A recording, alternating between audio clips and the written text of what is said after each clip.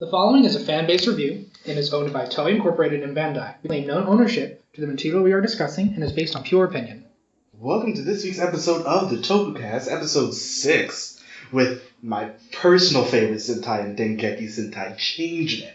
And as usual, it's Matthew. And it's Marcus, and Marcus has been talking about this episode nonstop for the last 2 weeks. I've been talking about this season nonstop for the past 2 years. But before we get started, I want to shout out a big thank you to everybody who watched the last episode. God. 1,200 views in 2 weeks. We are beside ourselves in excitement and thanks. Jesus, it's so good. I'm so thankful for all of you for coming and watching that episode. I know there was a lot of feedback on it just on, the various Reddits and things like that. But I still don't change my opinion on Amazons. Wrong. Anyway, we're just so thankful. And once again, thank you all for just coming and watching the Amazons episode. And we hope that we end up getting sort of the same response with this week's episode as well, with Changeman.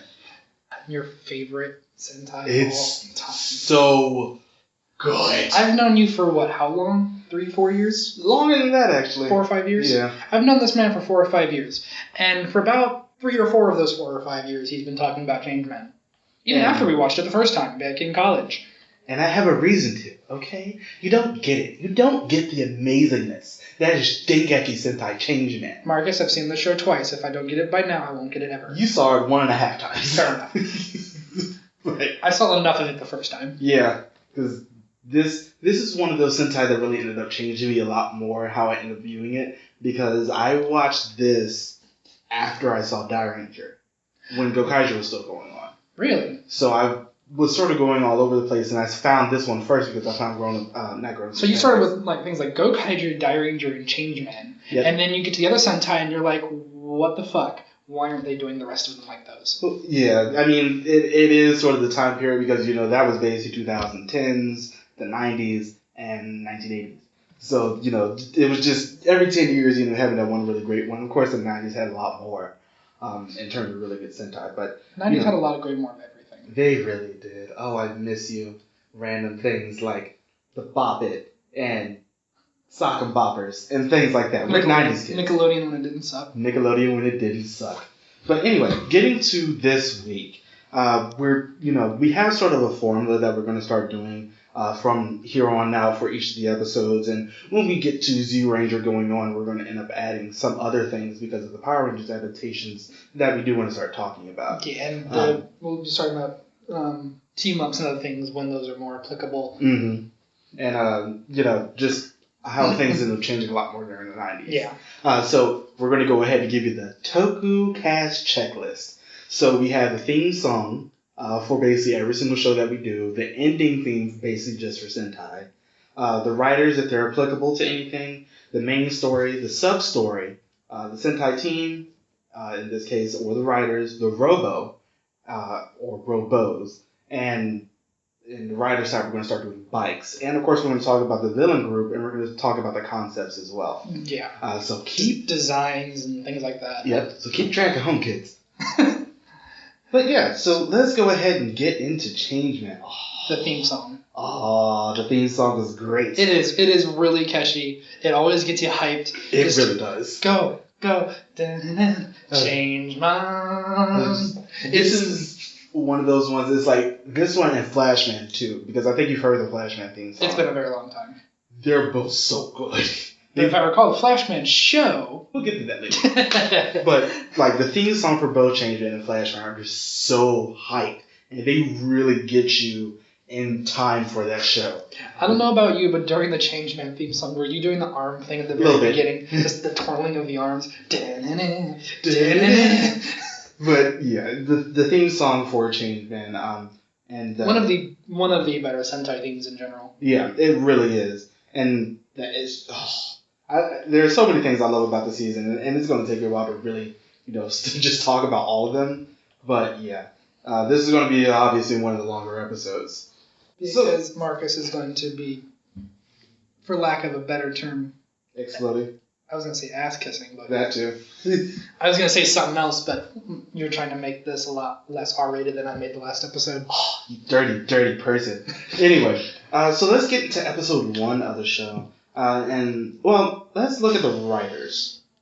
So the writer for this one, the main writer, was Hirohisa Soda, and I'm pulling it up now to see if he's written some other things. We could definitely get into that though, and we'll talk about more about how the writing style, and we can definitely see how it changed as the show ended up going along. It doesn't change as drastically as a lot more of the more recent shows, but it does get that moment where some things did end up changing, and there was really nothing else that we could do about that.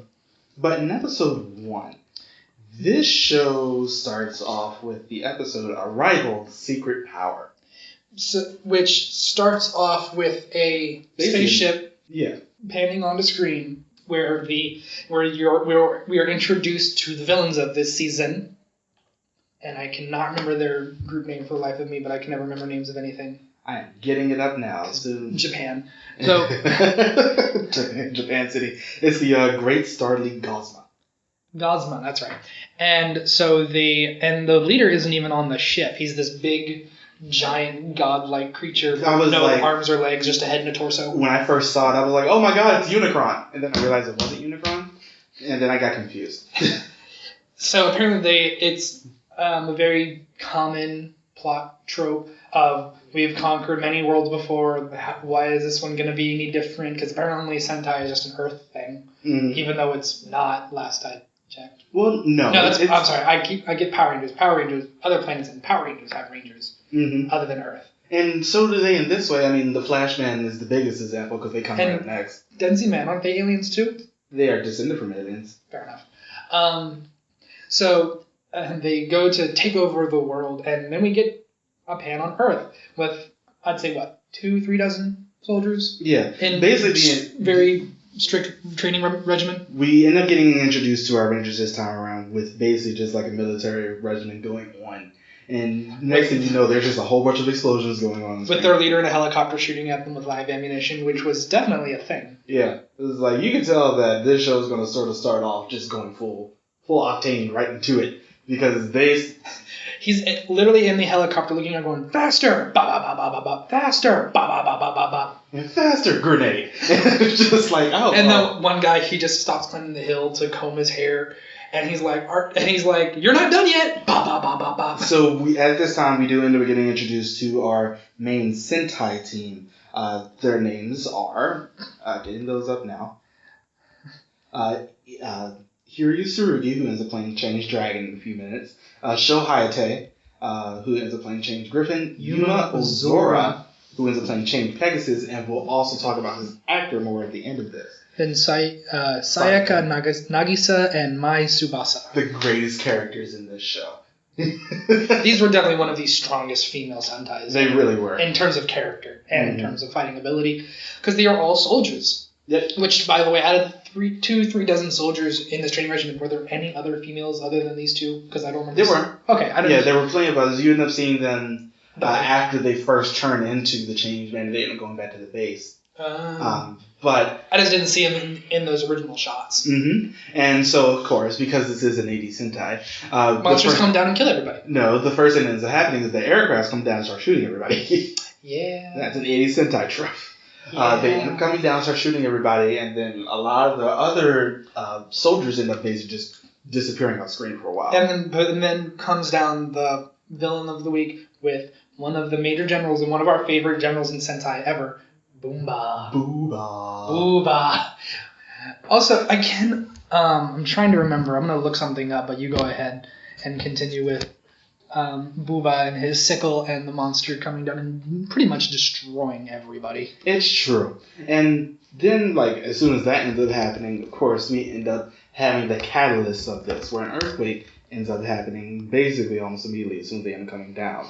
Now, they do end up trying to fight the Hedera soldiers, who are the footmen of this episode, and they do fairly well, but they get beaten up pretty quickly as well. And then an earthquake happens, and they end up going into the earth, and then they end up getting the earth power of this. They don't go into the earth. The earth power. The energy ends up coming out. Oh yeah, they're still above ground. There's an earthquake happens, a fissure, and then technological special effects lights come out of the fissure and give them power because that's how shit works. Let's also talk about the way that they end up transforming this time.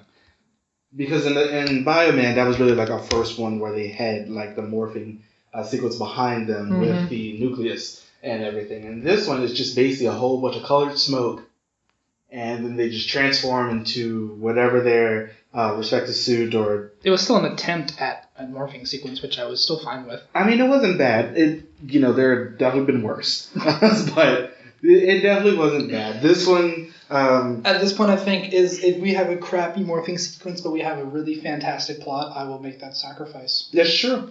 And in this one, their suits are based off of, mythological animals, basically Western animals this time around as well. We end up getting a dragon, a griffin, a pegasus, a mermaid, and a phoenix. Which... I really want them to do mythical creatures as a theme again, because they haven't done it since Die Ranger, I think. Yeah. And I really think... Well, Shinkenger, sort of. No, they were samurai first. Well, yeah. It wasn't a part of their... Oh, right, it wasn't actually a part of their suit or anything. Yeah. I just think a red dragon ranger and another phoenix ranger just needs to be a thing.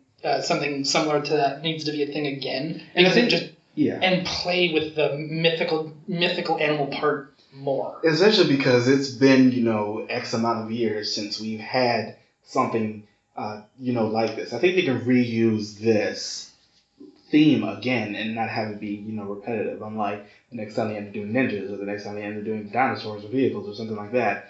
We should end up getting another mythological based Sentai. That's one thing I really want to talk about with this episode is just that my favorite mythical creature of all time is the phoenix, and dragons are close second, and I really want to see those utilized in a season, not again, but more, just like a much more modern. Not even just modern, but take the concept of we got our powers from mythical creatures and go somewhere with that. Make it part of the plot. Maybe the Dragon Ranger actually goes and meets a dragon to get more powerful. Maybe that's where he gets his quote-unquote power-up. Because every Red Ranger has to have a power-up nowadays. We'll talk about that when we start getting into... Yeah, but you understand what I mean. But just, play with that more. It's just with this and Dyrant, you are the Phoenix. And that's it. Yeah, that's true. That's what I mean. Just use it more. Let's talk about these suits, because we get a first in this season. Now, of course, this is still early on in Sentai. This is the first one this is number 9 in the Sentai, numbers. And in this one, we end up getting our first white female ranger. There's no yellow in this team. So she ends up taking that spot. The last white ranger that we had was Big One and Jacka. Oh, so she was the first. Yep. Oh, okay. Change Mermaid was the first white female ranger, and basically from this point on, and we end up seeing this again in Ninja, of course, but we end up getting that... We see it in the Ninja and Gower Ranger and... Yeah, but in this and in Ninja, we end up getting that the two females are white and pink, instead of just being, white or pink, or or pink and yellow, or something like that. I like the way the colors moved this time around. Because it was different. And two, I just like the way that they, did that theme. And it was all great. I love the suits. They're one of my favorite sets of suits in the entire, Sentai history. They're very streamlined. They're very military because they have the, Kevlar vest as a part of the suit and everything. I loved it. I love these suits. And I know you have a problem with it because you're looking at me. What? The problem I have with the suits is the vest in the middle. Because it's too short? It's too short. Yeah, I agree with that. And it's too short. And the random white just takes away from it. I don't know. I think it helps it break up the suit, a lot more in comparison to, having, the Z Rangers did, where they end up having the diamonds in the middle. I like it because of the fact that it breaks up the suit. Okay. The one sort of problem I do have with it, though, is the fact that Change Mermaid and Phoenixes end up having, a swimsuit version of it. Because they have, Because they gotta cover the vagina. They gotta cover the vagina. Okay. They just end up having, a weird set of underwear on. Yeah, that's the weirdest thing about Sentais and females. You have to somehow bring accent to the fact that they are female. With the Power Ranger suits that just got leaked or announced. a few weeks ago. For the movie. For the reboot movie with super boob armor and heels. For no reason. Okay, boob armor has a reason because something needs to cover them and protect them, but heels. But the heels definitely make no sense. And I'm looking at the Changeman suits right now. You're right. It is random how their vest has the weird, or not their vest, their suits have that weird underwear thing. And it's just for the females, but other than that, I still think that these suits are great. So we end up getting to the first episode where they end up meeting Booba. And they don't end up meeting a lot of... I think this is also the first general to change his main weapon during the series. Yeah. Because I remember when we watched Changeman the first time, I loved his sword with that wrench kind of thing. And then when he came in, I was like, I have a sickle. And I'm like, no. That was originally what he was supposed to have. And then they changed it somewhere midway through. I don't know why. And I could not remember for the life of me if I was losing my mind or not. So I literally just looked up his last episode to see, is that a sickle sticking out of the ground? Because it's a sword. It's a very cool sword. Final Fantasy VII all over again. It's a very cool sword, though. And this, Booba was great. He was. And we'll talk more about him as the show goes along. I will notice, because I'm watching Flashman now, this season, and I have watched the first couple episodes of Dynaman as well, a lot of the seasons after this, we end up meeting all of the generals at once.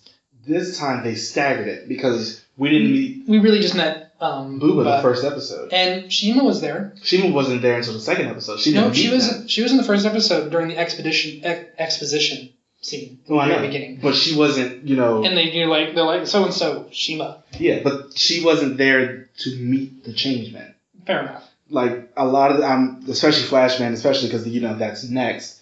Like all the generals are met at one time. But in this show, it's like they stagger it. We have Booba, we have Shima in episode 2, and it takes a while for them to meet Galuk. So I love the fact that they staggered it. Pacing is the key thing with a show like this, and a lot of Sentai nowadays do not have it. God, this one Ninja was terrible. Yeah, Ninja is one of the really bad ways that you can do a show, but this one is just like they did a lot of things very well. And I love the fact that, we end up meeting Booba, we end up seeing Change Robo the first episode to defeat the Monster of the Week. The Monster of the Week. Because, what is his name? Gyodai ends up being the way that they enlarge the animals, the monsters this time around. Animals.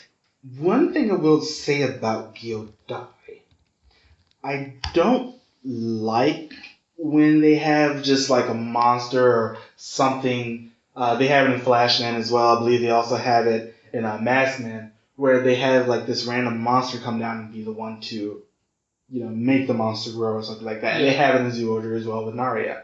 But I really don't like that because I'm sitting here like, why don't you just shoot her? Shoot the monster before it gets a chance to do anything. Luckily, with Changeman, they later explained why that would be a bad idea. Did they? Because the monster making them bigger isn't doing it by choice. That's another thing. That's a big thing I love about Changeman. None of the generals are there.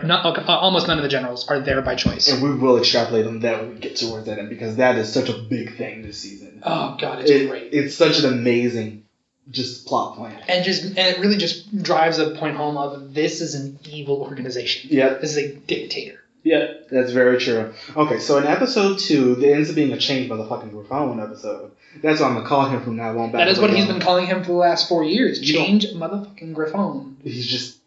Yeah, that's... You can tell who his favorite character is on the Sentai team. It's not him. Really? It's just the fact that I love his pose. When he comes out, it's just great. It's so good. But in episode 2 is basically a focus episode on him. We see him driving around the city because, of course, they are on patrol. And to drive the point home, Change Griffin is the man we were talking about earlier who stops to climb the hill mid-exercise to comb his hair. And he even says, I only joined this organization because I thought it would help me get chicks. Yep. He's basically a terrible character, but the way his actor portrays him is very good. Yeah. So we give him the pass. And the second episode, he ends up going... This woman is being chased by a monster. And, of course, this woman is somebody very important to this show. So he ends up going and helping her. They end up driving off on his bike. I like the bikes this season, by the way. The way that the Changeman ended up having, like, each one has their own bike instead of, everyone just being in... Two people get a bike and 3 of them in one car. Like a Bioman. But yeah, or every other Sentai before that, like everything. Yeah, sure. But we ended up getting something like that this time around. I really like the bikes. That's just a little side note. But he ends up taking her apparently back to... They're very simple, to go back to the bikes for a minute. They're very simple in design, but they are very cool. That is very true. And I just... Like I said, I love the way the pacing in the show is working. We're going to end up talking a lot more about certain episodes because this is the first one with like a main plot throughout the entire show. And they end up doing very well. The second episode, he ends up helping this woman with a man's voice. And that ends up being her second general, Shima. I love this woman. This woman was Dr. Girlfriend before Dr. She was Dr. Girlfriend. That made her just a great, great, great person. But the first couple episodes are sort of like this. It's just basically they introduce the monster, except, a couple of the other ones, they have a monster just attacks people, and then we end up, defeating the monster. That's how the first couple episodes, and that's fairly formulaic for Sentai. I'm not going to blame them for doing that. Each episode ends up getting their own character, ends up happening. We get a lot more character-focused episodes, it seems to me, this time around as well. Absolutely. Yeah. You really grow to love these characters. And by the way, I'm looking at the poses for Changeman right now. I think Mermaids is the best. Mermaid. As in, she crosses her arms like an X. She's like, you are not taking over the world. I said, you knew Sayaka was not going to deal with your shit. But anyway. And when Dragon's in the middle, he's just like, puts his hands above everybody else. He's like, go, my children. Yeah, that's basically how it goes. But, then in the first couple episodes that end up happening, I just love the way that they ended up doing a lot of things during this show. And so many things are very well done with the first couple episodes. We get, fairly average pacing at this time. The episodes are each about 19 minutes. So, as you said, from Dynaman. So a lot more into being focused on story this time around instead of just fighting. Yeah. And great thing about that is the fact that we end up just getting so much about these characters throughout the show. In episode 7, this is when we first get our, real feeling of what Bazoo is doing. Because this monster ends up coming down. Apparently he was an Atlantean or something like that. And he ends up being very different because he has 2 forms. One is his space beast form, and the other one is just, some alien form. Yeah. This time around, though, they're basically 2 separate entities. Yeah. And even though it sort of seems when this monster ends up first coming on, it's a little bit different because of the way that he sort of ends up almost instantly transforming into his regular form. His name was Taro. And he ends up going down. He ends up meeting Changed Dragon. And they end up having to fight some monsters and then run away. And this is the first time, as I said, like, Bazoo is not a good... he is legitimately a dictator this time around. It's not like in Bioman where the people were just straight up built by him. And I don't really blame, a lot of the motivations for the villains this time around. And it's definitely shown a lot more in this episode because Bazoo can forcibly change people into space beasts. And that is shown in this episode where they're not all bad. Taro basically the entire episode is just trying to help, Change Dragon. Yeah. He's legitimately the first alien that they meet that doesn't try to kill them. And I just thought that was like, this is sort of great. And apparently the Atlantis Force and the Earth Force are sort of similar in the way. And there's this whole one big part of the episode where after Taro isn't transforming back into his space beast form, he tries to get through to him, and you see like this superimposed image of Taro on the space beast, and he just disappears. Because the space beast completely takes over, and they end up having to kill the space beast. I'm sitting here like, wow. I love how in the, basic 15 minutes that this episode is, we end up getting that much character growth just seeing because the entire time Tsurugi did not want to fight this monster. And at the end, it's just everybody's like, you have to, Taro is gone. And that was what really ended up changing the way that this show is, to me, versus things like Bioman or something like Maskman, where it's just, you end up getting that. And that was such a strong way to really begin this season. Yeah. How you can't always end up going by, just fighting the space beast. You don't know if there were already a space beast or if they were somebody else before. And that's just a great thing the show does, is that it makes them question, is this person really a villain? Or are they just being manipulated or forced to do these things by the villains? Which is something that really Sentai doesn't do anymore. And that is a shame that it doesn't. Because I think the reason for that is that when you're watching a superhero show, when you're a kid, kids don't want to watch the superhero go through the moral conundrum of what is evil. They just want to see the villain, beat the villain, sell toys. And that's definitely a time thing, because in the 80s, of course, Sentai was still basically a kid's show. Yeah. But the fact that they end up having these, moral conundrums and things like that, I think it ended up shaping them and, and essentially us, because they ended up having this a lot in Power Rangers in the 90s as well. It just ends up being so different how, as time goes along, it seems like a lot of these shows end up getting a lot safer. And I hate that. That's just something people do around the world, is those precautions of political correctness and who's going to get offended. Yeah. Because I don't think we've really gotten a show like that really since Dengeki Ranger, where the villains aren't, the final villains. Like, you gotta try and help them. Time Ranger is a much bigger exposition of that, and of course Time Force is sort of like a big one in conjunction with that. Yeah, because back in the 90s with Power Rangers, they were also trying to, teach kids that lesson of don't judge a book by its cover, that kind of stupid stuff. Mm-hmm. And that's one of the things that we end up having to talk about with Shima. Back in episode 4, there was this monster who apparently had... This is one thing I love about this show as well. We end up getting monsters who had passed with a lot of the villains already. Mm-hmm. And in episode 4, we end up meeting a space beast named Booba, who was apparently like Shima's nursemaid as she grew up. Sorry, I just remember there's Uba and Booba. Yep, it's a great thing. But yeah, it's like it was basically Shima's nursemaid, because Shima was taken from her planet when she was a lot younger, and sort of brainwashed by Bazoo to really, work for him throughout the entire show. And it's very good that they ended up doing things like that. I notice as we go along as well, because in episode 11, we end up meeting these two toy-looking aliens, Coco and Kiki, who Change Pegasus ends up meeting a lot. He seems to be the one who just ends up meeting a lot of the aliens in their one-offs. Gee, I wonder if there's a reason for that. Sort of. Oh, God. But, yeah, that ends up happening. He ends up meeting these aliens. This is another one where it's just... This is the first time the aliens really do not try to hurt them at all. These are aliens that they end up having to work with throughout the entire episode. Yeah. To, one, find each other, and two, end up defeating the monster. And then in episode 13 and 14, we end up meeting one of the major characters of the show. Basically, episode 13 starts off with a little girl being asleep on a bed. And this man, who is apparently an evil doctor from Earth, ends up looking a lot more like her father from her planet.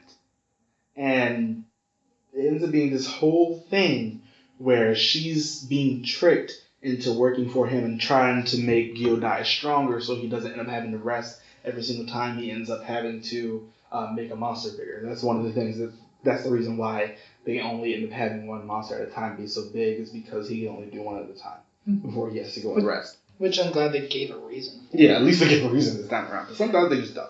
As opposed to they didn't really mention it specifically, but with Zyuohger, it's a continue, which means you have to fail first. Yeah, that's true. They do it in Flashman as well, where it's the same reason.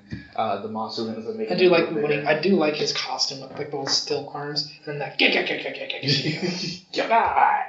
But in episode 13 and 14, we end up meeting Nana, who ends up becoming a major character throughout the rest of the show. I like the fact that this show has a lot more recurring characters. Yes. And that's very much so.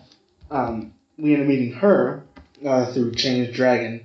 Apparently, her sort of being tricked into building this thing for Gyodai. I love her gun. Yeah, well, she ends up having a couple of things throughout the season. But she shows up as a little girl. She ends up getting tricked by this professor. This professor ends up, just being a very, very evil guy. And then they do end up making these pills for Gyodai to grow bigger. And when they do that, he ends up shooting a whole bunch of salamanders and makes them grow bigger. So that's the way that episode 13 ends, where the Changer had to fight the giant salamander instead of one of the beasts instead. And then in episode 14, he ends up hitting Gyodai ends up hitting two of them. They end up killing these two salamanders, but not until after, because by this point, Nana sort of ends up realizing that she's tricked. Mm-hmm. The professor ends up getting, smacked down a mountain. As one would do. As you do. It's just, I love these sets of episodes because it sets up that this girl is a lot more important than she originally, thought she was going to be. Oh, yeah.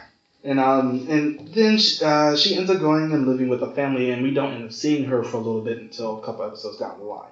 Yeah. Episode 16, we end up having another Change Griffin episode where he ends up seeing this girl, because that's basically all of his plot lines. Where he ends up seeing this girl who's apparently very pretty. He gives her a rose after she ends up getting knocked over by her throwing a ball or something, and she ends up growing a flower, like actually making a flower bloom in his hand. And he's like, what? And this is another alien of the series, and her plot line is sort of over this episode, and then she comes back. But her name is Sakura. She's apparently a teacher, and she was. Hold on. The girl who has the ability to grow flowers, her name is Sakura. Oh, God, I just got the pun. Oh, no. But, yeah, she ends up being sort of just Angel, because there's a memory doll that ends up sort of flying throughout the universe, and it was coming to find her. And finding her, she's apparently an angel alien or something like that. And then she leaves and goes off into space for a good while. The end. Question mark. In episode 17, this is where we get one of the really big parts of the show fairly quickly. And the way that this episode starts off, we end up going to the Dutch quarter of Japan, which is beautiful. I've never seen so many tulips in one area of my entire life. That place was beautiful. But we end up meeting this woman. Of course, this is another Change Griffin episode. It's like, one, I will say this lady is pretty. She was beautiful in this episode. I was like, yes, you do you, girl. And she ends up getting attacked by a couple of the foot soldiers. And then Griffin's like, get behind me, I'm going to save you. And she's just like, eh. And then she walks off. And then she comes back after he starts fighting them. And then he gets blasted by her off into the water. And I was like, ooh. The first time I saw this, I was like, oh, I wonder who she is. Her name is Ahamis. I'm sorry. Ahamis. Ahamis. And that's exactly how she says it every time she comes on screen. Ahamis, it's me. She's basically Dio. Oh, yeah, her. She's basically Dio. From JoJo. And silver fox-eared lady. She is a silver fox-eared lady. We ended up having some sort of... They mentioned her in an earlier episode after one of the monsters who knows Galuk and was apparently also working with her. He ends up coming back, and Galuk is like, have you seen Ahamis? No, I lost track of her a while ago. I don't know where she is anymore. And then I like how they alluded to her. And then she ends up coming in this episode. But here's the thing. Did anybody pay attention to that little allusion? I did. How many times have you seen the show? Twice. My point is the first time. Yeah, I did. Oh, really? Because I get the feeling that they can't just mention a character like that and just have nothing really happen to her, especially when they end up showing sort of what she looks like. Ahamis. And she came to the Dutch quarter. There was a big rumor about a ghost ship flying around. She's basically using that to lure the Changemen out to destroy them. Apparently, her and Guruk ended up trying to take over from Bazoo at one point. And Bazoo was like, and then just beat them down. And that was basically the end of that little revolt that he had ongoing. And they just end up fighting, they end up fighting for him throughout the rest of the show. We don't see Ahamis. Apparently she's out of Bazoo's good graces. But it's okay, we still have Shima. It's okay, we do still have Shima. That's another thing I do like about this series. We end up getting 2 strong female characters on the villain side. Yeah. I don't know if that's a first. Yeah. It is a first, because in Bioman we only had 1. Yeah. So in this one we end up having 2, with Shima and Ahames. And Ahames is extremely strong. She is. Ahames and Shima, and then there's the two. There's so many strong female characters in this show. It's true. With the 2 change women as well. It's... God, I wish more Sentais were like this. It's true. It's... Oh, God.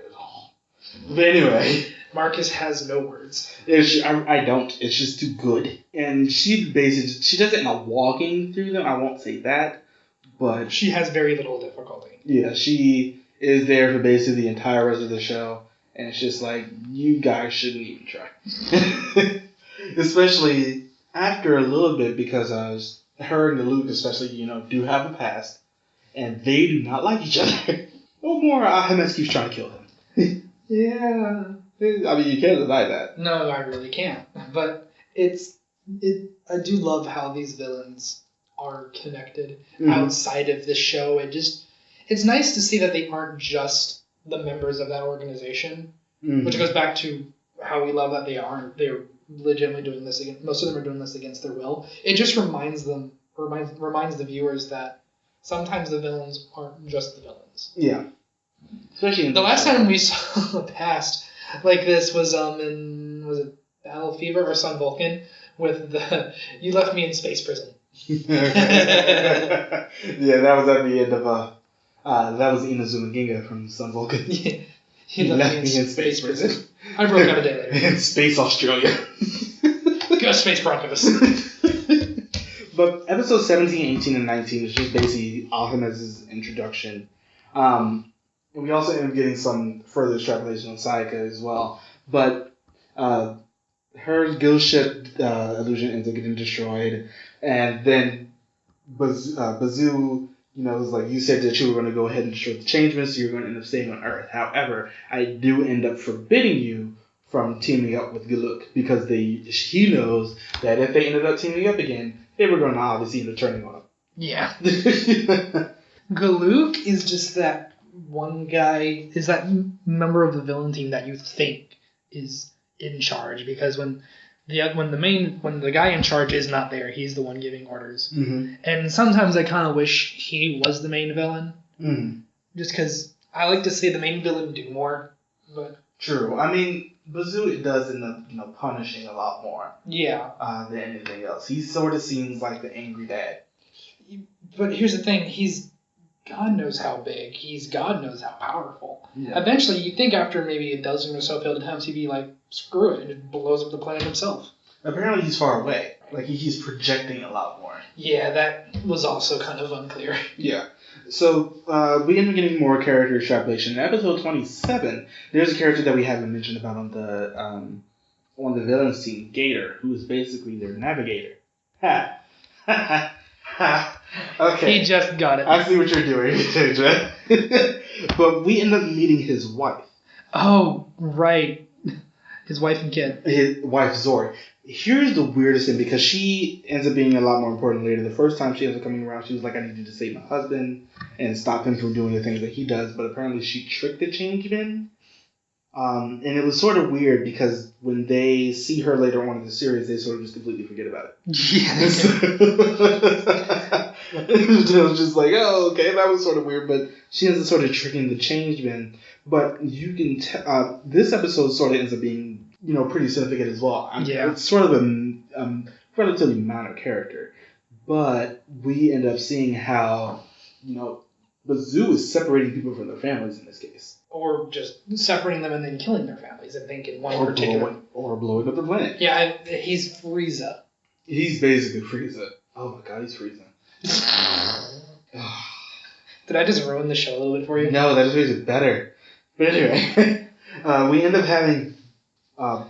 up seeing Zori. That's her name. It's Gator and Zori, and later on we end up meeting their son. Their son, Waraji.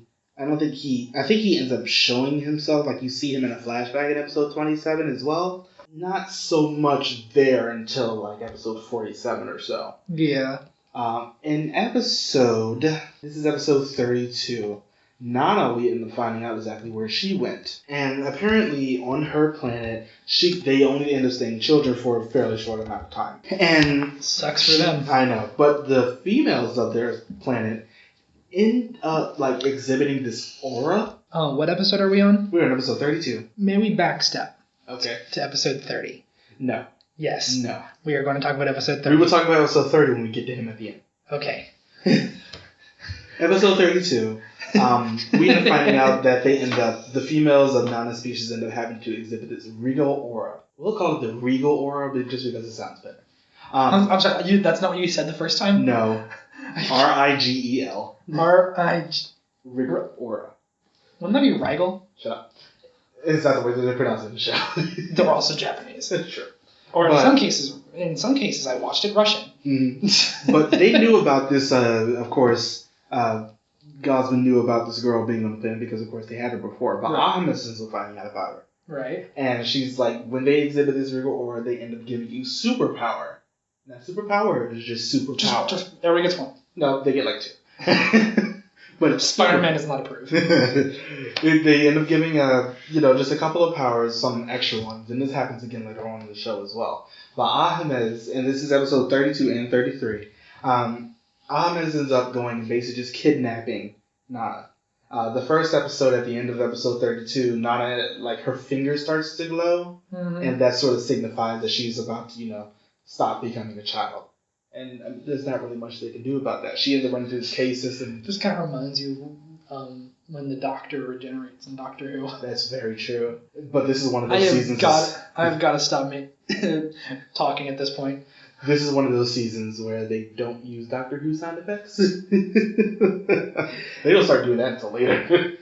But in this episode, it's just the one though. It's just the one it's sound. Just the TARDIS. Well, in their defense, that's just the sound of keys being scraped against piano wire. Yeah, but in episode 32 and 33, Nana, like, she ends up running through this cave system at the end of episode 32. At the beginning of 33, they're going to go find her, got the cave system and everything, and they eventually do.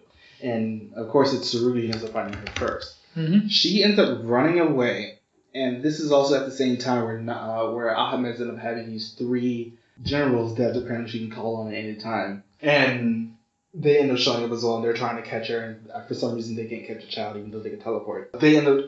Plot convenience. Basically. They end up trapping Nana, and Ahmed is standing on the cliff behind her, and she starts to emit the Regal Aura, and Ahmed ends up bathing in it and ends up getting these 2 powers. Hard Wall and Heart Attack. Yep. And... It's a heart attack. Yep. For fairly, small moves... By the way, while I interrupt, I am showing Marcus a picture of Nana's actress nowadays. Really? Yeah. Huh. She aged well.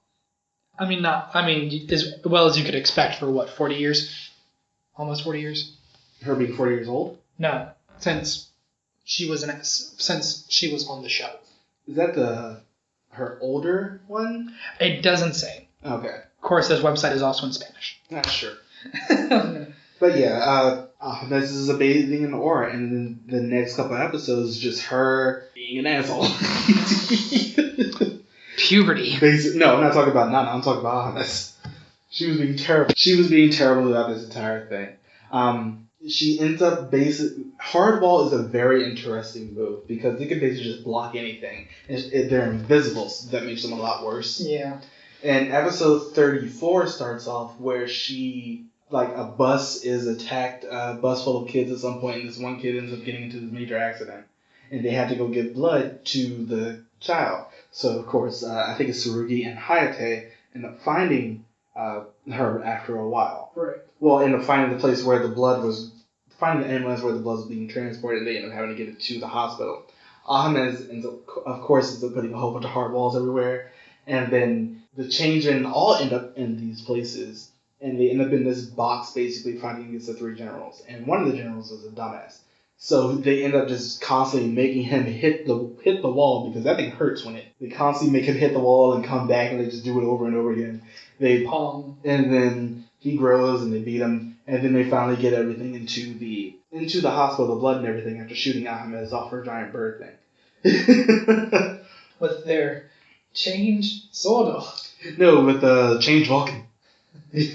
Sorry, I just had to bring that up.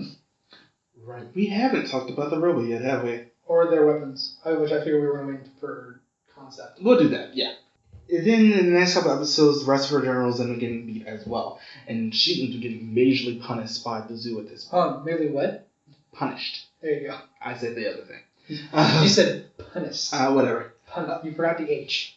Let's mention episode 33 as well. 33. The end of Galuk. Yep.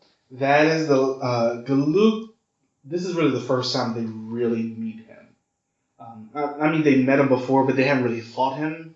And it's weird because I think the first person who fights him is Change Pegasus. And, of course, he just ends up getting the floor wipe with him.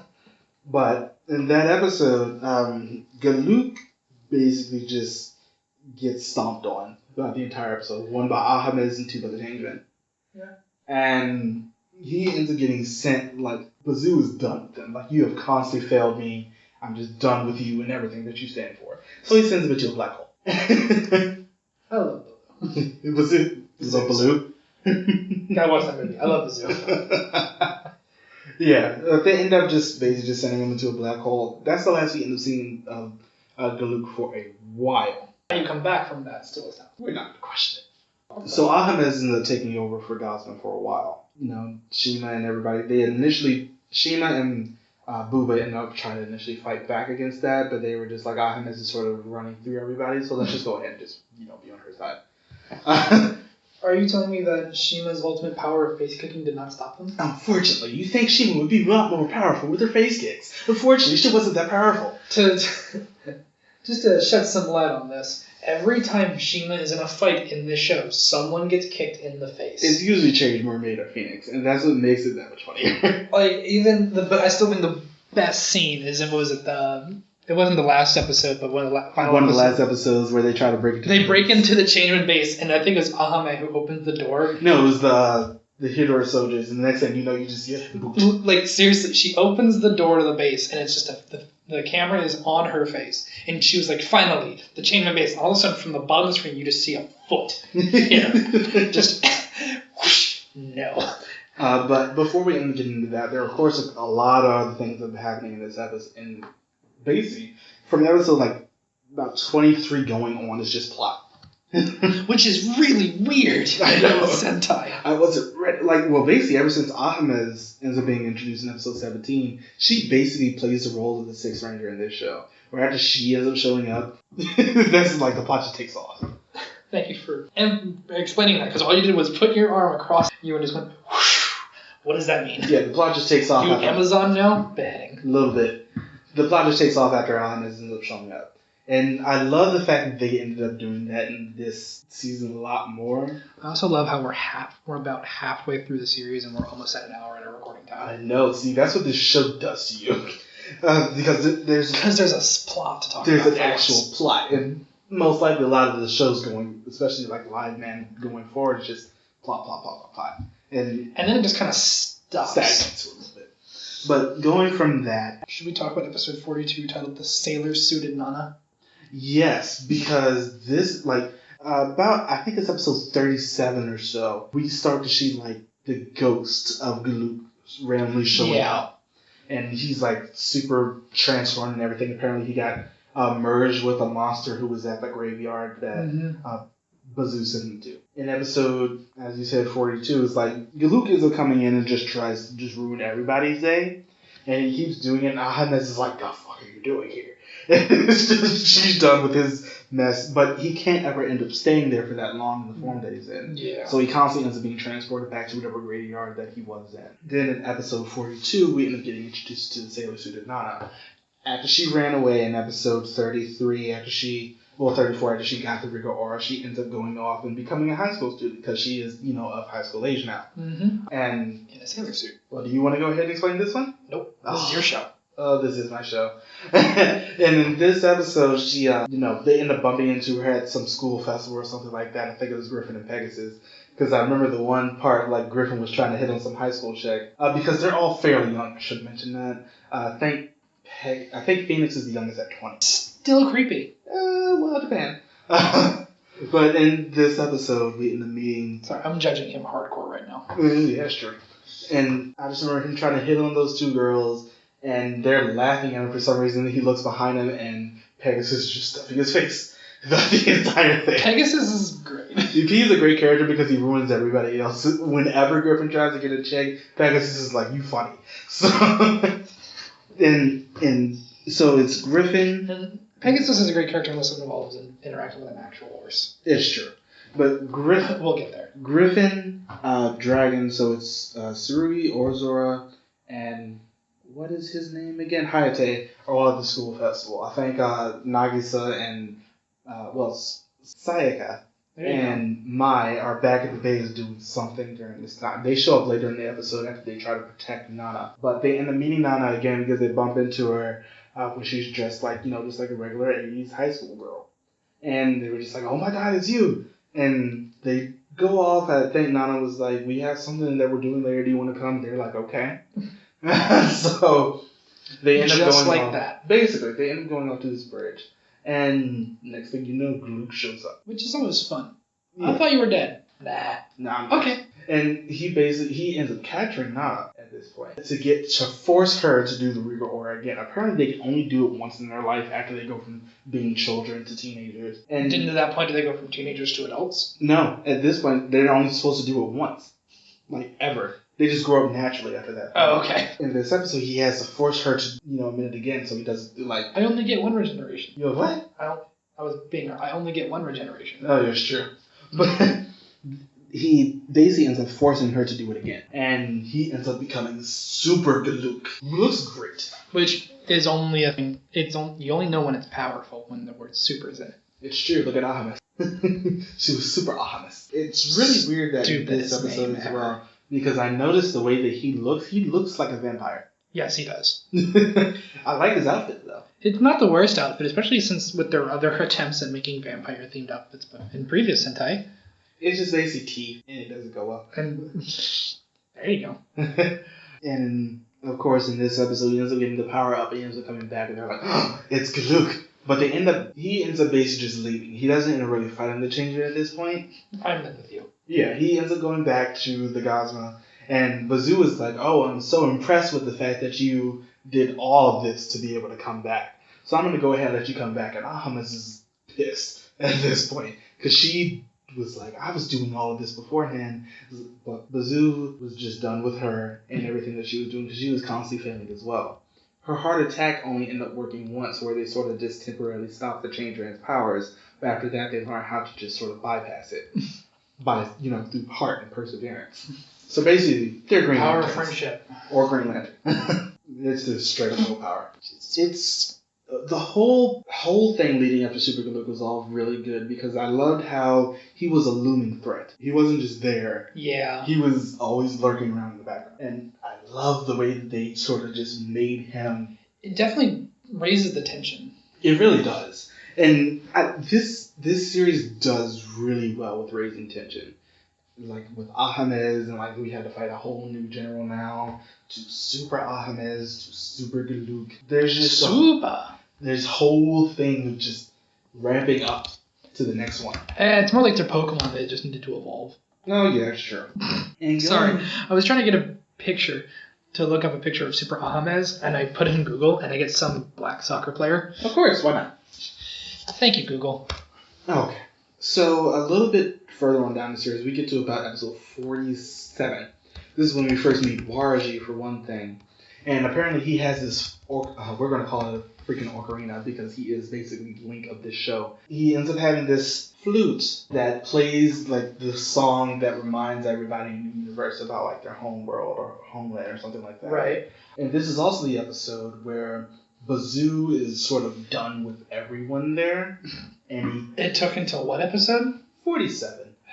Well, it was Bazoo, and he was like, "Look, I want you to change everybody into a space." And so the first person that they end up doing that to is Shima. Yep. And I was like, okay. So this is the point where they just start getting rid of people.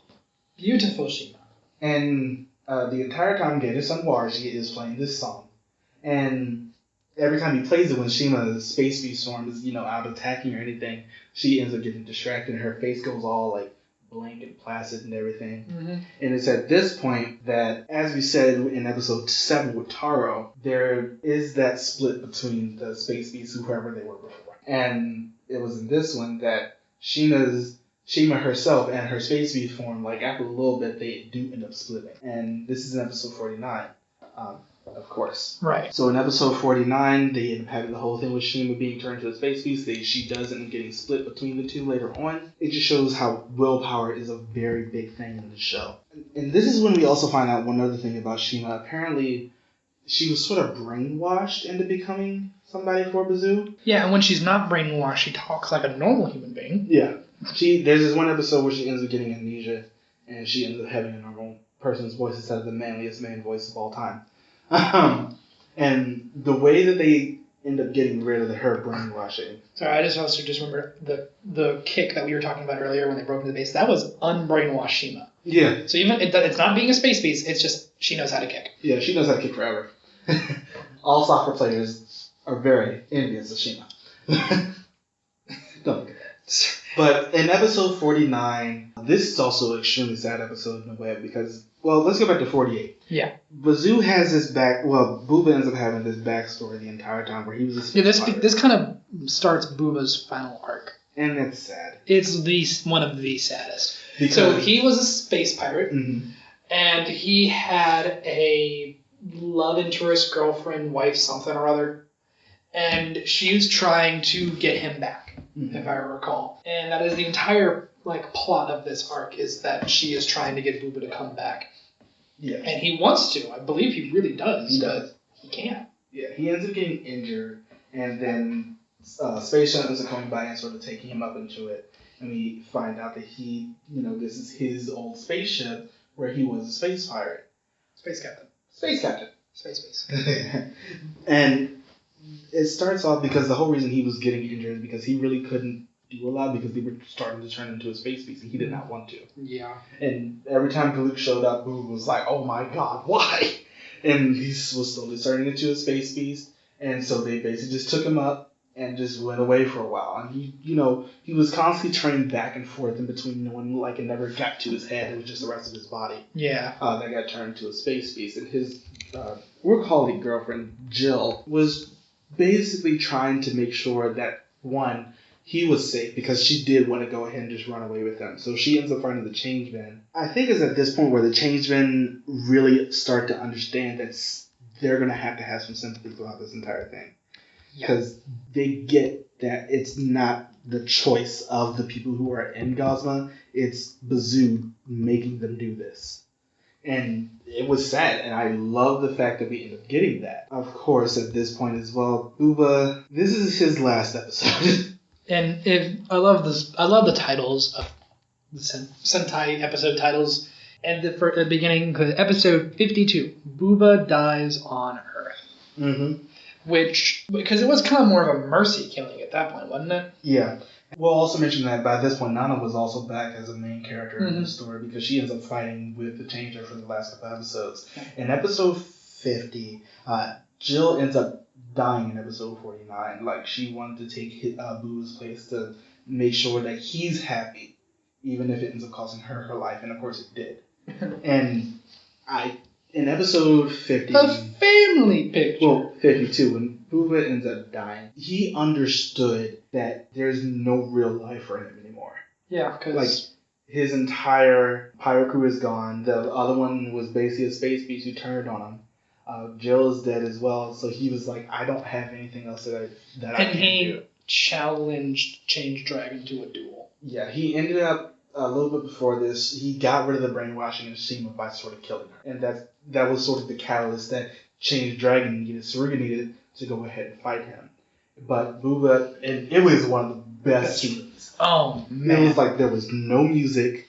It was just the two of them fighting. Just with the sunset in the backdrop. It was beautiful. And it was sad. It was. Because you knew that this is a fight that part of them neither of them wanted to do. There was a part of that night they were like, we don't have to do this. But they understood that it was something that they needed to do because Bazoo felt so helpless not because Booba felt so helpless throughout this fight. It's just like, I had nothing to go back to anymore. And because he's a pirate, it's like, I'm already a wanted man.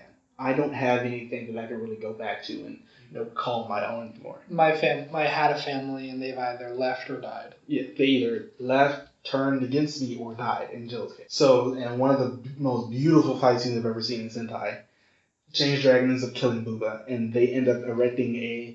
They take his sword and they stick it out of the ground as a makeshift tombstone. Mm-hmm. And they have a very small funeral service for him.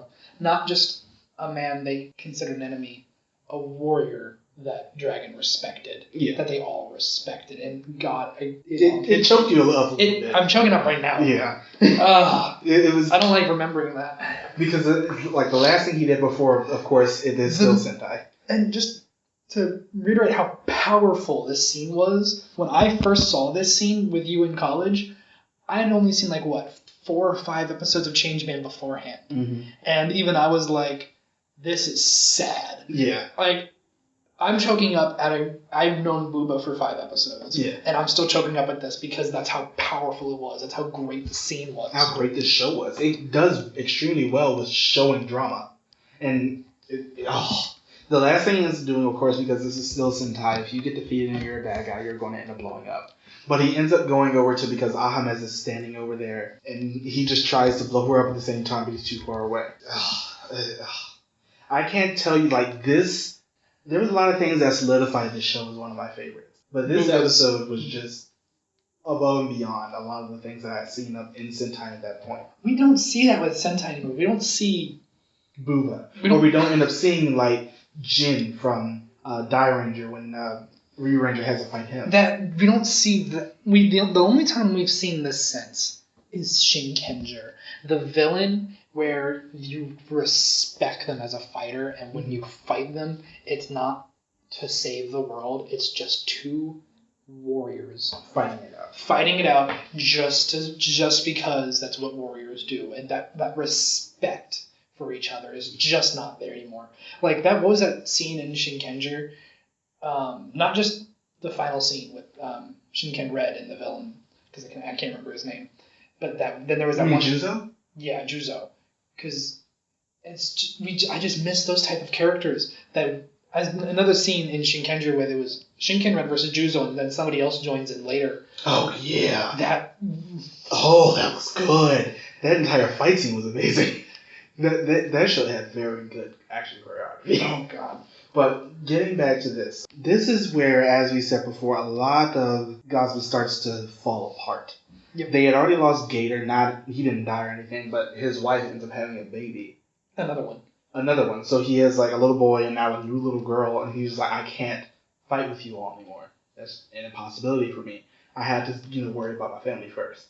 So he ends up leaving them. He ends up joining sides with the Changeman along with the rest of his family. Which is something you really don't hear a lot in Sentai with the villain. I'm sorry, I can't help you take over the world from my wife just had a kid and gotta go by. Yeah. I love that.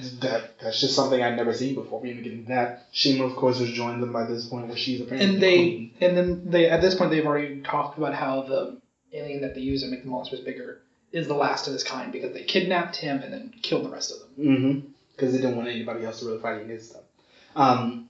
In episode 53, Ahamez, this is her last episode as well. I love this episode, by the way. Because is there an episode, I was about to ask, is there an episode in the show you don't love? Yes, there is, which we will talk about. In this episode, we end up, I think it was a few episodes before this actually, because it was one of the times where they were fighting Super Galoob where they find out that their commander was also an alien. Who didn't look bad. We'll put his picture up. What's his name? Yui Ibuki, his alien form of that one. And Yuki Abui? Yui. In episode 53, this is Ahamez's last episode. Because of her constant failures, Bazoo is just transformed her into a space beast. And she ends up going off and using echolocation or something like it. She ends up finding the Changeman base. And of course, when she tries to break in, Shima is already there ready to kick her face in. So she does so. And Shima's a fairly good fighter. I like a lot of stuff that they did at the end. It was of course, we end up getting a lot of, the Changeman fighting everybody, but we also end up getting Nana fighting people. We get Shima fighting people. We get the Commander Yui Ibuki fighting people. I just love how it's not just a Changeman anymore fighting against all these people. Yeah. It's, basically, we'll call them the representatives of the universe, basically. We have a whole bunch of aliens fighting against them, too. In this episode, Ahames does end up getting into the change base. There really isn't much that they can do that. So they had to get everybody into the shuttle base, which is the carrier for their mech, and just get everybody out. Because in one of the greatest scenes, Ahames ends up splitting off from her space beast. And she goes insane. She's just walking through, stumbling through the base, just blowing everything up with her one. She was like, "Give me my planet back. That's what you promised, right, Lord Bazoo?" And then it's just like this insane laughter. And then she's like, "Bazoo-sama, Bazoo-sama," and she's blowing up the main base room and everything. And then the entire base just collapses and blows up on top of her. And I was like, wow, it's weird how much this villain really made an impression on a lot of things they did, because I don't think we've had another Ahames since. Nope. We've had characters close to that, but it's just like not Ahames, to that level. Yeah, Ahames just had one of the greatest endings I've seen. It was all in slow motion, her just laughing and spinning around while a whole bunch of destruction is just happening around her. She's like Harley Quinn at the end. Not as fun. Not as funny though. But in episode 54, now, and we'll also notice, as you probably noticed by now, this show is a lot longer because Flashman was behind schedule on production. So he had about 3 extra episodes in this show. Is that why? Yep, this show was 55, and it's the second longest Sentai, Kaku Ranger being the third because that one had 53. But yeah, this show Go Ranger being number 1. Yeah, because they had 90-something episodes. But yeah, this show I had to keep going for a little bit, so they ended up wrapping up a lot of storylines, I say, pretty well. I'm not going to say all of them are well done, but they wrap up a lot of these things. 54 is Gazook's last episode. They end up fighting him in front of the Gozma base after he just comes out and starts blowing up basically an entire city. And as one would do. As one does. And it was a fairly good episode. The only thing I really don't like about that, this show does a pretty good job of not making the Red, the be-all, end-all for a lot of the characters. They had it with Booba. But he also was sort of the last one who fights Gazook as well. He ends up going onto the ship and he ends up stabbing him through the chest. Yeah, this is back when being the leader of the Sentai meant something. I mean, it still does. Nowadays it just to an extent. Nowadays it just means you get the power-ups. Yeah, that's true. That's really sad, that's true. Because I think the last time that we really had, it was an entire team was more the one, was Go Busters. We haven't really had that. The last one where the Red was the legitimate leader was Gokaiger. Yeah. Everybody else, it was just they sort of kept deferring to him, which is sort of a problem in itself. Mm-hmm. But getting back to this show, Galukas died in episode 54 after he ends up growing larger after Change Dragon stabs him through the chest, and they were aiming for that part of him, and they do in the Change Dragon. the heart, didn't you? And they do stab him in the heart. And they, blow him up with the Change Sword after that. And in episode 55, we find out that Halley's Comet is coming towards the planet. And what was the weird thing about this is the fact that Halley's Comet was actually coming towards the planet as they were filming this. Yeah.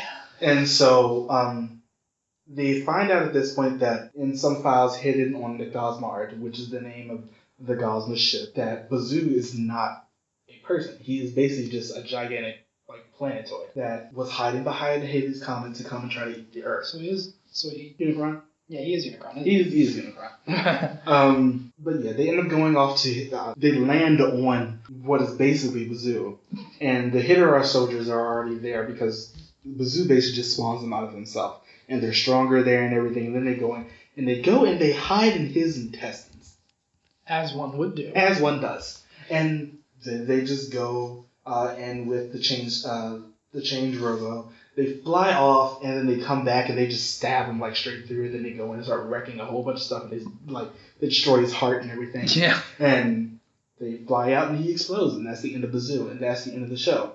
And I love how they don't just end up walking off to the sunset.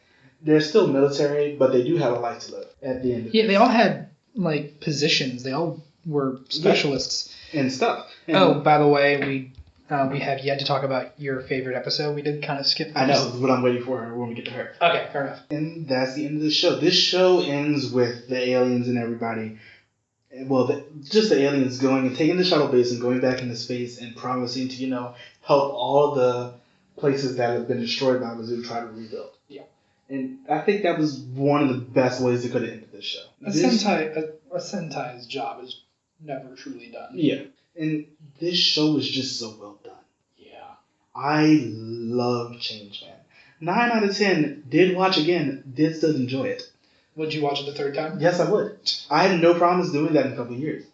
This show is just, it defined a lot for me. And just, not just in Sentai, but just sort of how I view a lot of television. I think the only other show, at least Sentai-wise, that has really done that is Mega Ranger. And the only reason I did that is because by the time that show ended up finishing getting subbed, we were graduating college. And at the end of that show, they graduated high school. So, that show resonated with me. Yeah. But I just love the way that Changeman really did a lot of the things that they did in this show. I love Changeman. And I recommend it to everyone. But, of course, before we really end up getting to our final thoughts and concepts of the show, we have other things we need to discuss. Yeah, a lot of things we need to discuss. Yep.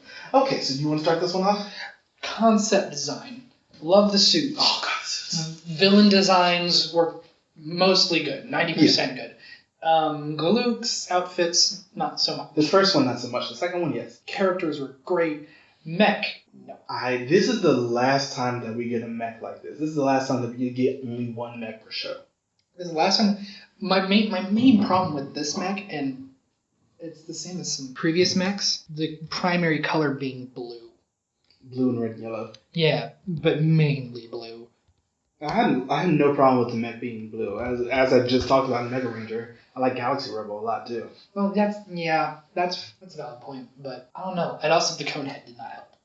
Now, originally this show was supposed to be Cosmo Man, named Cosmo Man, and the cone of the head of the robot is shaped like a rocket.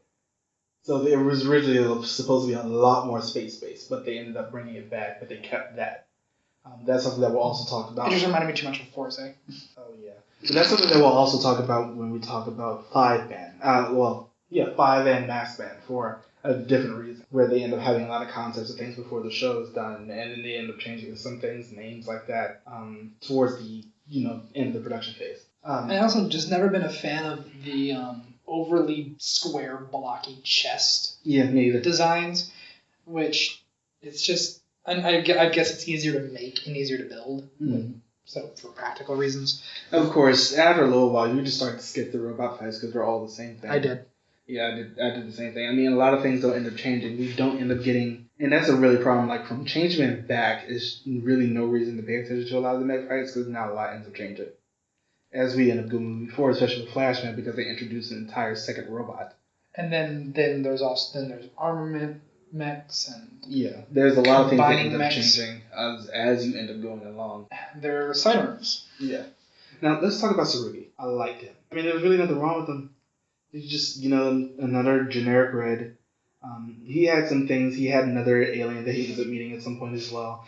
The alien in episode 47, I want to say, that alien ends up being Flash, Yellow Flash in the next episode, in the next season. The actress ends up playing her. He was fine. I mean, he's still a red, and they're still a red archetype, and there's nothing bad with that. He did better a little bit. Yeah, it's basically the same thing. We end up seeing that in a lot of. I think it doesn't help when all of the Sentai characters are so militaristic. Mm-hmm. So. He definitely seems to be the most out of them. Yeah. All the other characters have their quirks. Yeah. The womanizer, the jokester, the women. That was terrible. Yep. But I mean, he's not bad. He's not, the best red, but he's still there. To go back to concepts for just a quick minute. Mm-hmm. The sidearms. You mean change sword no matter what? No matter what. Change sword. Shoot, pew, pew. What? Change sword and shield. Change sword, shoot. But yeah, I mean, it wasn't bad. It looked good, but why was it called change sword no matter because what? They forgot. It could have been Chain Blaster or something like that, but they forgot. They legitimately forgot. Because I remember looking up, it's like the Change Sword has two forms, Change Blaster, and I think they called it Change Knight. Yeah, Change Knight. It's a sword and shield, which at one point, don't they put the swords like on the shields and make a Yeah, 5-star thing. 5-star thing out of it. Which happens really randomly. I don't think it really ever. What was it that you said when we first started watching it that they just randomly remember, or they just randomly come up with new finishers and then never do it again? Yeah. Like, doesn't their Morphers have a laser on it? Yeah, it does. They use that a lot, though. Okay. Yeah, they that's not a one-off thing. They tend to use that whenever they have. That's another thing. That's another thing that like the Changeman did. Morphers that can double as weapons. Yeah, like they had the change laser off of the Morphers, of course, and I thought that was perfectly fine. They don't end up really doing that a lot anymore, and that's not a bad thing, but yeah. I mean, they don't really do that a lot anymore. I think the only other Sentai I can think where their Morpher is their weapon as well as Kyoryuger with the gun revolver. Yeah, because it was a gun. It's just good and nice that they have this weapon available to them when they're not in suit. Yeah, I like that. Change Griffin. That the fucking phone. Change Griffin is a very stereotypical character. He is. He is just a womanizer, and he was always making himself pretty, no matter what. The lazy one, the womanizer, There was one pretty boy very early on, which creeped me out something first, where he has to save this little girl's cat, and the whole reason that he did it was to get a kiss. And I'm sitting here like. So that creeped you out, but him hitting on high school girls did not. No, because it was a little girl. Still underage. Not too bad. Change Pegasus. And I'm awful, sorry. Change Pegasus. So episode 30. We're gonna go ahead and skip Change Pegasus. No, we're not. He was the jokester of the show. Okay, skipping his character, yes. But he had one focus episode, episode 30. I believe he's gonna do this the entire time I'm talking about this. It was called Run Pegasus. Why? They meet a horse. What? Named Pegasus. Jesus. That really served no purpose for the episode except to, give Pegasus an animal companion. Like, they have that little bond of you're a Pegasus and I'm Pegasus, yada, yada, yada. And at the end of the episode, they are having this trouble with the villain. And I don't remember how this happened, but Pegasus the horse gets a bomb. How did this happen again? How did the bomb get strapped to him? I don't know. I skipped the episode. I'm asking if you remember the first time, because I know you watched it the first time, because I watched it with you. That was years ago. Anyway, so Pegasus, somehow knowing that his friend is in trouble, runs at the monster with his bomb strapped and blows himself up. That is right, ladies and gentlemen, we have a suicide bomber horse.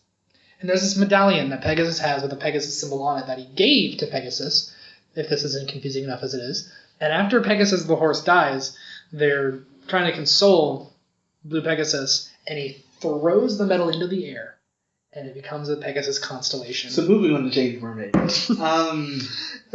What did you say when we were watching this again? No matter what, every great Sentai still has one really shitty episode. They have that one episode that's just why. When we get the live band, it's going to be a thing. Didn't I already see that one episode in live band with the dinosaur? Nope. Oh, God. Change Mermaid. I liked her. She was basically the tech girl. Also, I love how censoring works in the 80s, because if somebody tried airing Changeman nowadays, nope. Yeah, when she ends up transforming, the mermaid shows up behind her. They do that through all the members. Mermaid shows lots of nipple. Mermaid has super nipple going on in the background, because when she transforms, there's just a mermaid nipple just hanging there, and I'm just like, okay. But she was a great character. She was much more like the mother of the group. And Phoenix was the youngster. Yeah, the rebellious teenager. Well, 20-year-old. But she was also extremely smart. And I like how they made we don't end up talking about a lot of the misogyny in a lot of these shows. They made Mermaid one of the smartest characters. And they gave her a lot of focus time as well. Throughout the show. We show her caring for children, trying to invent new ways to fight the monsters. Like, she had this gravity belt episode. Was it her idea, I think it was episode 9, to make a baseball bomb for Red to throw because of his Dragon Ball? His Dragon Pitch. Was it her idea? Yeah. No, it was whatever little kid they were with that day, but I think the bomb itself was her idea. Yeah, that's what I mean. The bomb itself was her idea.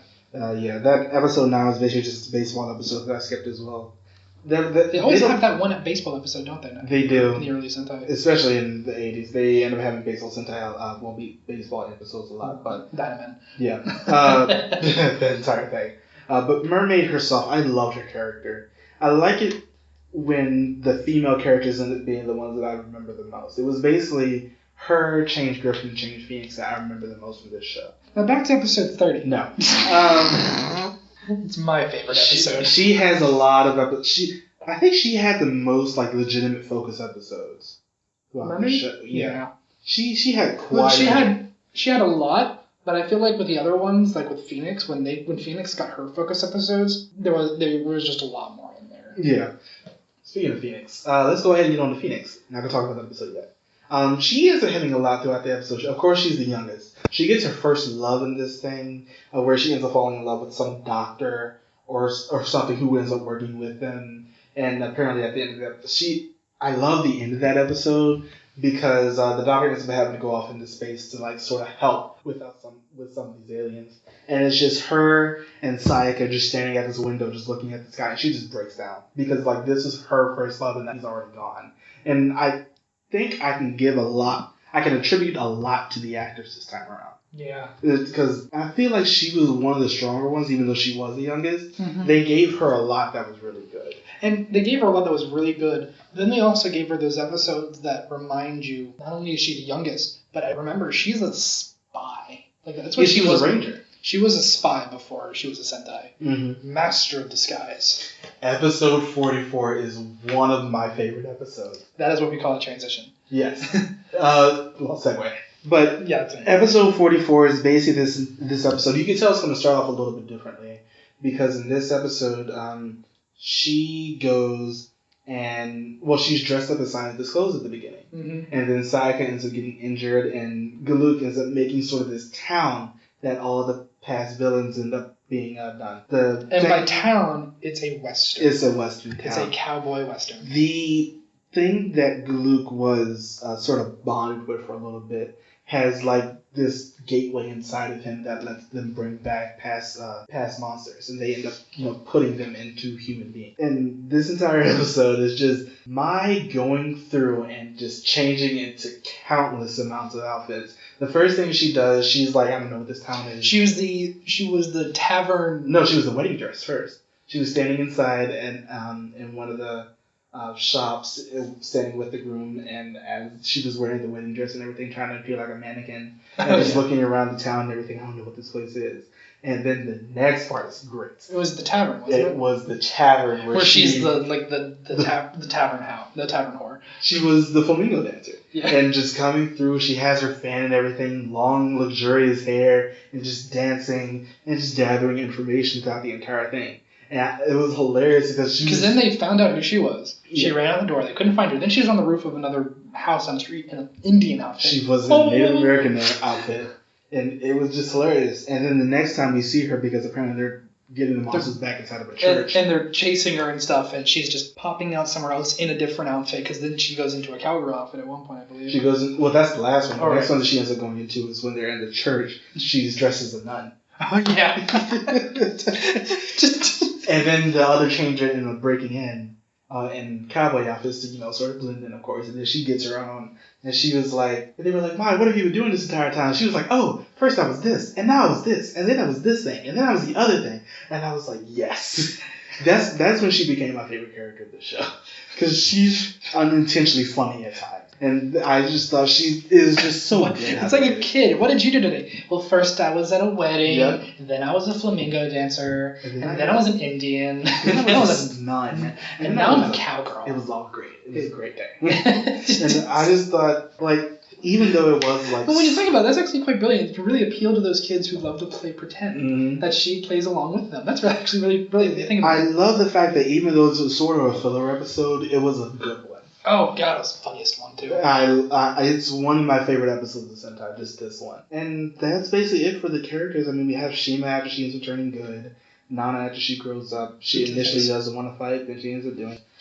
Yui Ibuki being their commander, turning out to be an alien and then going off and fighting with them as well. It's just, they had a lot of things that really did well in this show. Getting to the concepts of this one was much more about fighting back against dictatorship, at least much more towards the end. With them being basically all taken over and things of that nature.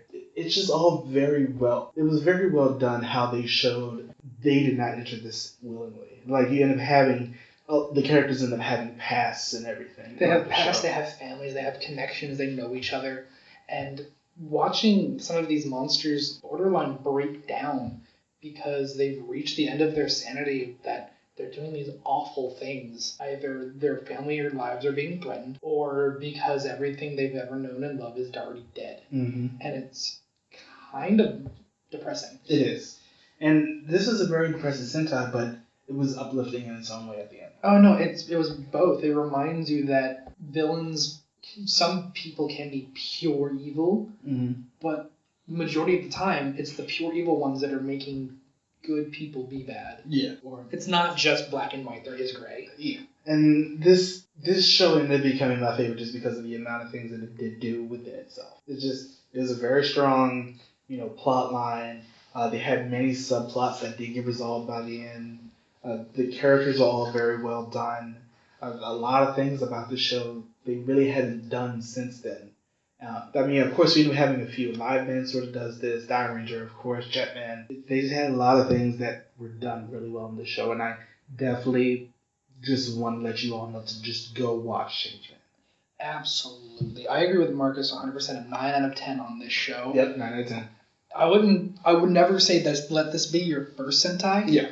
No, that is not a good idea to have this be your first Sentai because, quite honestly, you're going to set your bar too high. Yeah. But definitely... After you watch a few, just make sure to go back and watch Changeman. Yeah. All right. But that's really all that we have to say about this episode. And it's our longest episode to date, and I'm so happy that we did do this one as soon as we did. Yeah, I know you are.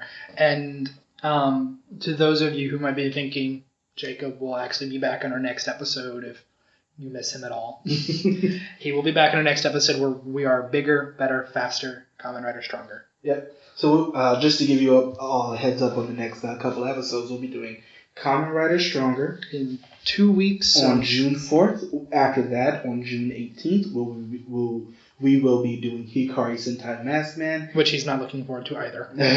I'm not.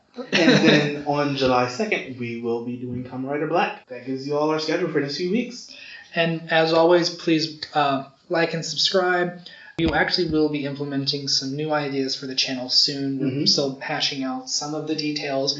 We will be adding videos soon. So you don't just end up having us every 2 weeks. And I know that our voices are very jarring, especially mine. But we will be having videos soon. And thank again to everyone who's been watching. We hope that you stick around and please subscribe and look forward to more Tokucast. Yep, and please visit us at toku-cast.blogspot.com. And we'll hopefully be getting this up as an actual podcast on iTunes soon. So we do want to once again thank you for coming and then sitting through Changeman with us today. This is the Tokucast, episode 6, Dengeki Sentai Changeman, signing off. Bye, everybody. Bye.